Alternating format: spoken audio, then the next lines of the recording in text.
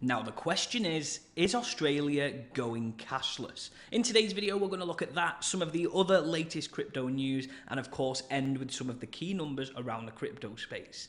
Hopefully you're enjoying the change of scenery. I've literally just swapped to the other side of my office.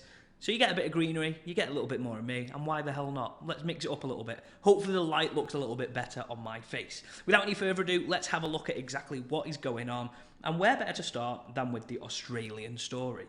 Now, Australia's cashless society is potentially on the cards. Now, there's been a lot of press around this story, and especially when you know around the pilot that Australia have tried with CBDCs. Now, Australia is making concerted efforts to transition into a cash-free society, adopting a potential future without physical cash.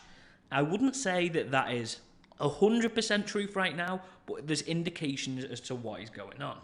Now, this is genuinely growing significant amount of attention and pressure from people within and away from the crypto space. Now, businesses and government officials in Australia have piloted the new CBDC scheme, and it was tested and proven to work effectively. But where does this leave everybody else, and is there any use for the Aussie dollar anymore? I mean, lots of people are putting question marks on that. But as you move away from cash and you move away into a digital kind of currency and digital world, clearly there are going to be people left behind, and there are lots of barriers when it does come to that. Now, as Australia does proceed to a cashless society, the acceptance and adoption of cryptocurrencies and digital currencies are going to have to be critical. And frankly, a lot of people are sceptical around it. It's worth noting that the Australian regulators have currently and recently clamped down on eToro and Binance for operating and offering services in Australia that they shouldn't. Now, is this an indication as to what is coming? And are we frankly going to see some more rules, legislation, anything like that that basically encourages others to come into Australia to offer these digital currencies? Who knows? What we don't want to see is them acting like the Americans. In America, they are enforcers. As regulators, please act as a support mechanism to bring these big corporations up to speed with how you want to work, rather than just slapping them back down at every opportunity. What's going to happen in Australia, I don't think anybody truly knows, but what we do know is a test pilot for CBDCs went successfully amongst government agencies, businesses and individuals, which would suggest that there's a change incoming.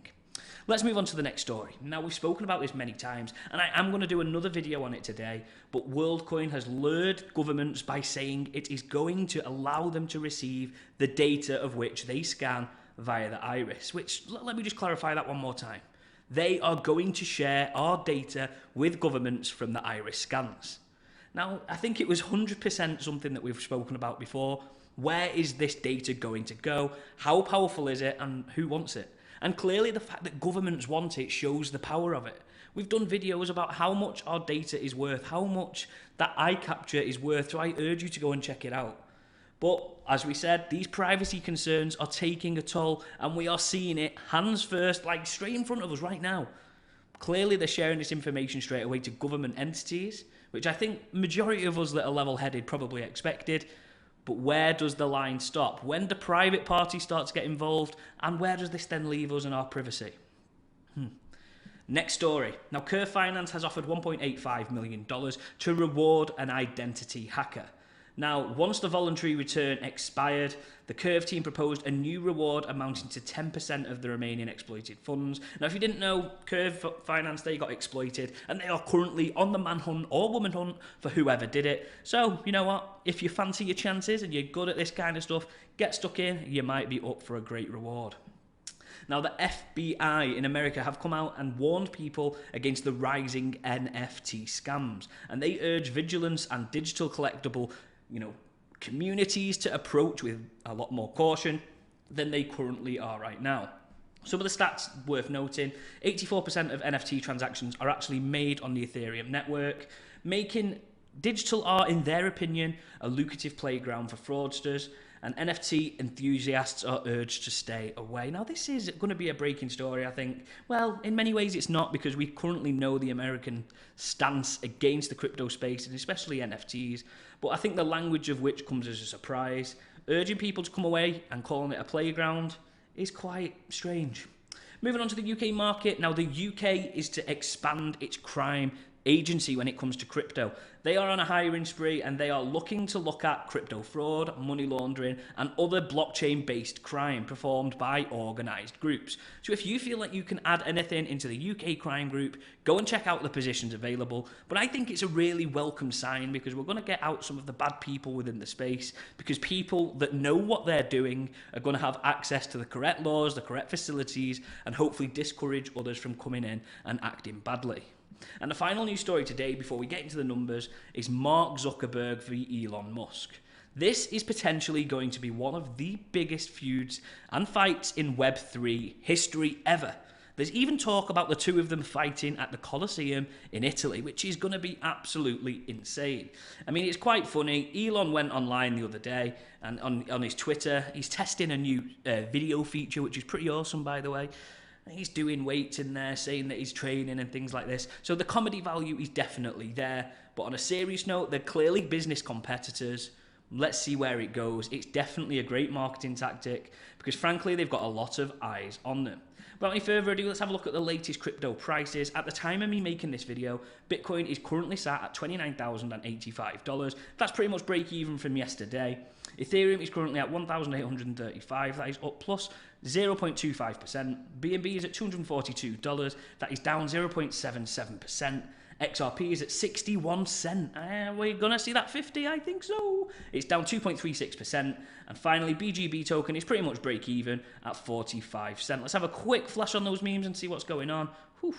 Shiba is down 4.6%, Doge is down 1%, Pepe is down 0.7%, Flocky is down 0.2%, and where has it gone? It's not there anymore. Bonk is no longer there, so let's move on to the next one.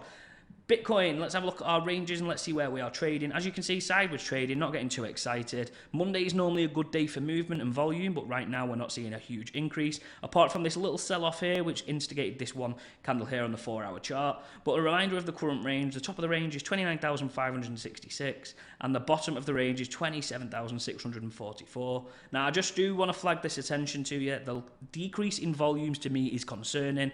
I think we're going to see some sell pressure coming very, very soon. So let's monitor these very closely. Just to be open with you, I am not trading again until I see a significant amount of sell pressure. I think we're about to see it, and we're on the edge of our seats waiting to see what happens. Let's have a quick look at Ethereum. Pretty much a similar story. Bang in the middle of the range. Top of the range is $1,957.